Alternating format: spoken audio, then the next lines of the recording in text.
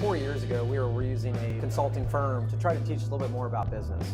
And what we discovered was the consultant we were currently using at the time knew business as a whole, but not landscaping business. It allowed our crews and our managers all to have alignment towards one goal. Knowing what that goal is and knowing where we're headed as a company has made a difference in the whole culture of our company and how we're working together. They were able to advise us on how we wanted to behave, what kind of work we wanted to do, and who we wanted to do it for. Ken brought a lot of the business development, the sales, the drive, the budget to it. Ben brought a lot of the operational, this kind of people you need, this is what you should be producing.